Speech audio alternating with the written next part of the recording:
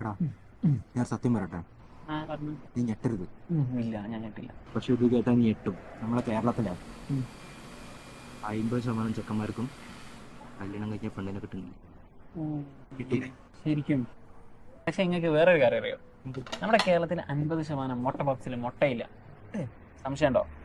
ഏട്ടാ 2 മുട്ട പപ്സ് വിത്ത് ചായ. സാർ പഞ്ചാര പഞ്ചസാര അല്ല പഞ്ചാരയുടെ ചായ. മുട്ട പപ്സ് ഇല്ലേ? സോറി സാർ, ഒന്ന് പോവാൻ മുട്ടയിട്ടില്ല. കഴിക്ക്, നാളെ തരാം. എനിക്ക് തന്നെ വെച്ചല്ലേ. Miss the boat. ബോട്ടോ? നമ്മൾ ബൈക്കിലല്ലേ വന്ന്? ആ ട്രെയിൻ മിസ്സായിട്ടോ, ബുക്കിംഗ് ഇസ് ഓവർ. നീ ബോട്ട് മിസ്സായെന്നല്ലേ പറഞ്ഞത്? ആ, അത് ഇംഗ്ലീഷ് ലാംഗ്വേജിൽ ഒരു പ്രയോഗമാണ്, ഇഡിയംസ് എന്ന് പറയും. ഇടിയമോ? അതെന്ത്? ഡെയിലി ലൈഫിൽ യൂസ് ചെയ്യുന്ന കുറെ പ്രയോഗങ്ങളില്ലേ, അതായത് 2 birds in 1 stone കേട്ടുണ്ടോ? ഒരു കുടിക്ക് 2 പക്ഷി എന്ന് പറയാം. യെസ്, എക്സാക്ട്ലി അതുപോലെ തന്നെ. അതുപോലെ കപ്പ് ഓഫ് ടീ, അതൊരു ഇഡിയമാണ്. അതൊക്കെ പോട്ടെ, എന്താ പതിവില്ലാതെ കഫേലെ കുളിച്ച് ചായ തരാൻ? അത് പറയാൻ വിട്ടുപോയി. അറിയോ, നെക്സ്റ്റ് മന്ത് എന്റെ എൻഗേജ്മെന്റ് ആണ്. അപ്പോ 2 ദിവസം മുന്നേ വരണം. വാട്സാപ്പിൽ ഇൻവിറ്റേഷൻ വെക്കാം. അപ്പൊ ഓക്കെ, ബൈ.